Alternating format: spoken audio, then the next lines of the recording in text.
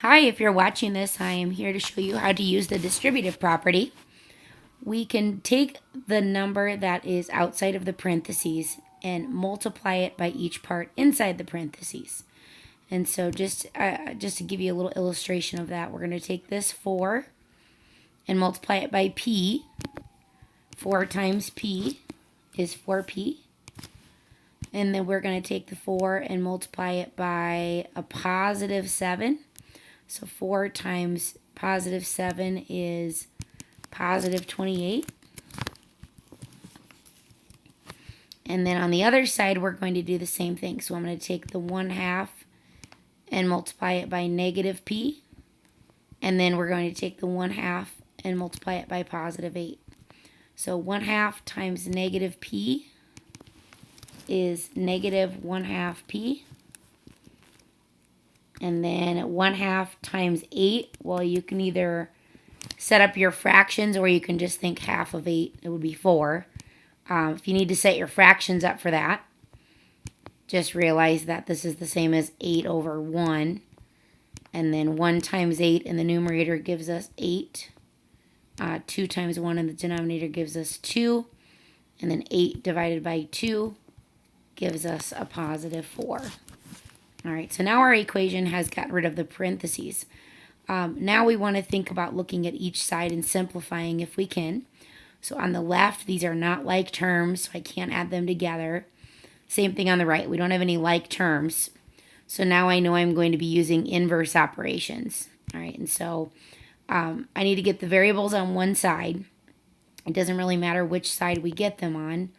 I'm going to move them to the left side. So I'm going to move the negative 1/2 p by doing the inverse operation. So I'm going to add 1/2 p. And then on the other side, I'm going to add 1/2 p. And then, let's see, we get the p's to cancel out on the right. And on the left, we have 4.5 p. I'm just going to write that as 4.5 p plus 28 equals, then on the other side, the 1/2 p's canceled out, so we have a positive 4, or I can just write 4. All right, now we need to get the constants on the opposite side of the equation. So since my variables are on the left, I'm going to go minus 28 on both sides.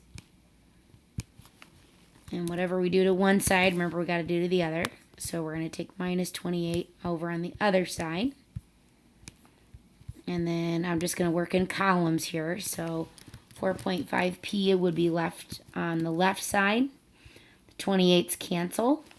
And then 4 minus 28 would be a negative 24. All right. Now, when we get to this step, I'm actually going to prefer that you get used to working in fractions. So I'm going to rewrite that as 9/2. And just to clarify how I'm getting that, 4.5, do that off to the side. 4.5 would be 4 times 2, which is 8, plus 1. So that's 9/2, or 9 over 2. So I'm going to rewrite this as 9/2 p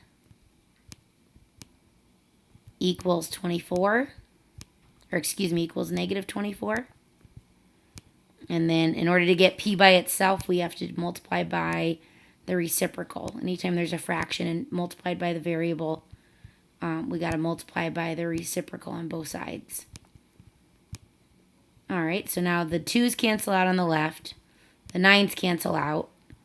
And I get p is equal to, well, I'm going to put this over 1. P is equal to a negative 48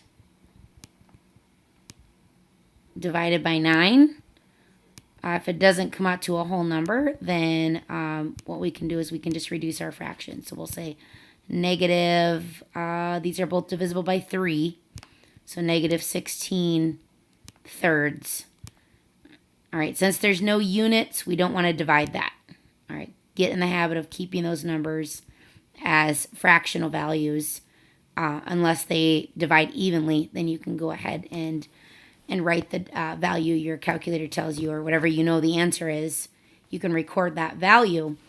But if the calculator doesn't terminate and it keeps going with the decimal, then we have to keep it in that form.